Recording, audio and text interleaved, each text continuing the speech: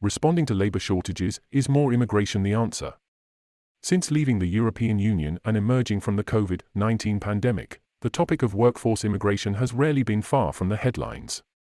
Whether it is increasing the number of agricultural workers, nurses or hospitality staff, there has been no end to the calls for ever more immigration. If anything, it seems as if no matter the number of immigrants imported to do whatever job needs doing on any particular day, the demand for more just rises and rises. Considering how loudly industry organizations complain about the UK not having enough immigration, you could be very easily forgiven for thinking that immigration had fallen in recent years, or that it was particularly low. The truth could not be further from such an assumption. As frequent visitors to this website may know, immigration hit an all-time high in 2022. This begs the question, if 1 million more immigrants in a single year is not enough, how many are? No matter the number of immigrants, the demand for more just rises and rises. What the open borders enthusiasts never seem to mention is that every immigrant that comes to the UK will use just as many services as many British citizens.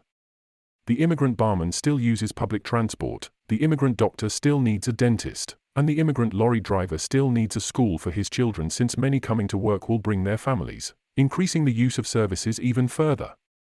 The point being that importing workers to fill shortages will only ever lead to pressures elsewhere.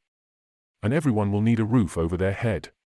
For certain industries, there is an argument to be made to use immigrants to fulfill strategic roles or for short-term needs.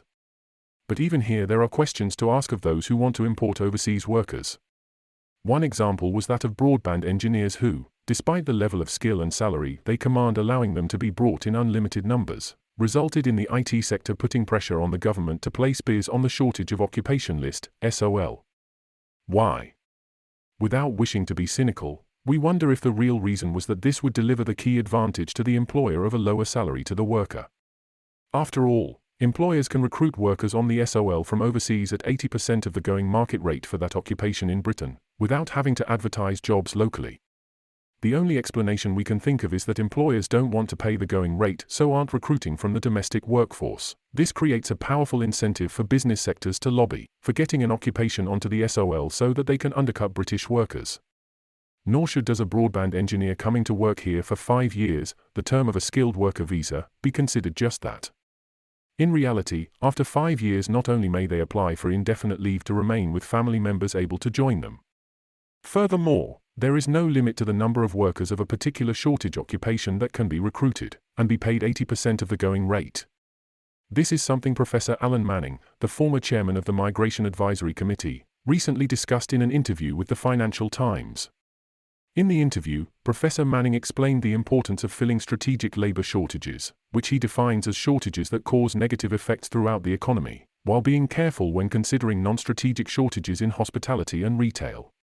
Fundamentally, in the sectors that are reporting shortages, those shortages exist not because there aren't people in the UK who can do those jobs, it's because they don't want to do those jobs. And for different reasons and in different ways, those jobs are just not appealing to people. If we had a firm that says, "I'm struggling to sell my product," we'd be inclined to say, well, perhaps your product is priced wrongly. Or it's not a very good product.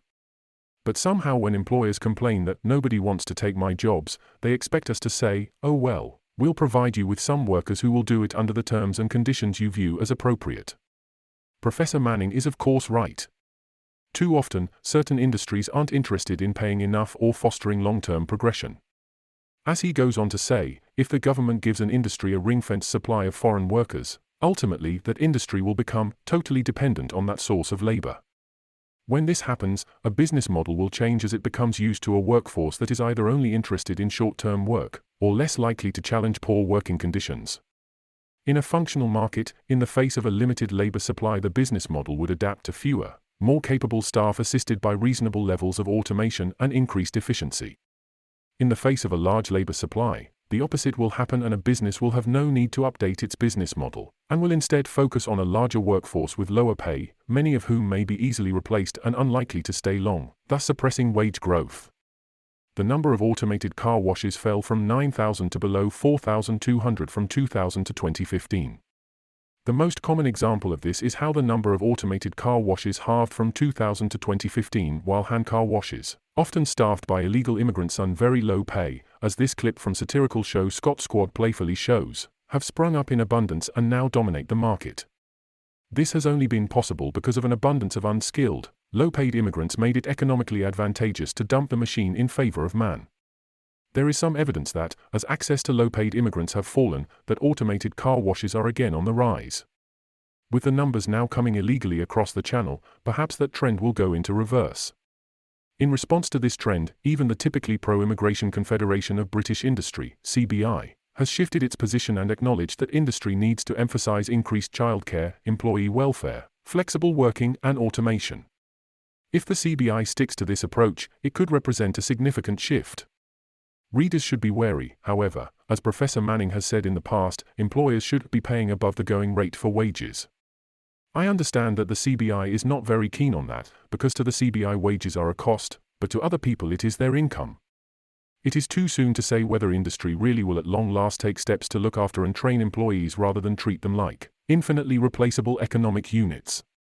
Thanks to very high numbers of international students, many of whom stay on in the UK after completing their studies, increasing numbers of dependents accompanying non-EU migrants, and extremely high numbers of people granted exceptional leave to remain over recent years, as well as the ridiculously loose points-based system introduced after we definitively left the EU, there is no shortage of cheap labour. It would be good if we were to embark on a long-term shift away from a wage-suppressing immigration model, but following the Chancellor's spring budget and the further expansion of the SOL, it would appear that Treasury orthodoxy has won again. The 17th of March 2023, Balanced Migration, Employment, Illegal Immigration, Migration Advisory Committee, Migration Trends, Policy, Visas or Work Permits.